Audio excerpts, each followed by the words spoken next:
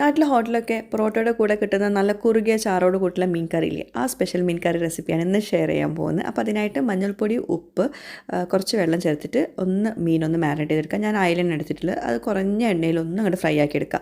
1 മിനിറ്റൊക്കെ ഒന്ന് ഫ്രൈ ആക്കിയാൽ മതി കേട്ടോ. അതിനുശേഷം സവോള നന്നായിട്ടൊന്ന് വഴറ്റിയെടുക്കുക. ഉപ്പ് ചേർത്തിട്ട് അതിൻ്റെ കളർ മാറി വരുന്ന വരെ വഴറ്റിയെടുക്കണം. അതിനുശേഷമാണ് വെളുത്തുള്ളി, പച്ചമുളക് ചേർത്തിട്ട് വഴറ്റിയെടുക്കുന്നത്. പിന്നെ തക്കാളി നന്നായിട്ടൊന്ന് ഉടച്ചെടുത്തിട്ട് വേണം ചേർത്ത് കൊടുക്കാൻ. ഇതിലോട്ട് നമ്മൾ പുളി ചേർത്തിക്കുന്നില്ല, തക്കാളി പുളിയാണ് ചേർക്കുന്നത്.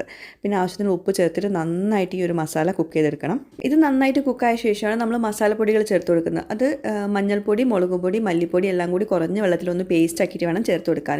ഇനി ഇതെല്ലാം കൂടി നല്ലോണം ഒന്ന് വേവിച്ചെടുക്കണം. മുകളിൽ എണ്ണ തെളിയുന്ന വരെ കറിവേപ്പിലൊക്കെ ചേർത്തിട്ട് നന്നായിട്ട് കുക്ക് ചെയ്തെടുക്കുക. അതിനുശേഷം നമ്മൾ നേരത്തെ ഫ്രൈ ചെയ്ത് മാറ്റി വെച്ചിട്ടുള്ള മീൻ ഇട്ട് കൊടുക്കുക. എന്നിട്ട് മീൻ കുക്കാവുന്ന വരെ ഒന്ന് കുക്ക് ചെയ്തെടുക്കുക. പിന്നെ ഒന്ന് വറവിട്ട് കൊടുക്കാനുണ്ട്. അപ്പോൾ ഡീറ്റെയിൽ വീഡിയോ ഞാൻ Aisha's kitchen YouTube channel share ചെയ്തിട്ടുണ്ട്.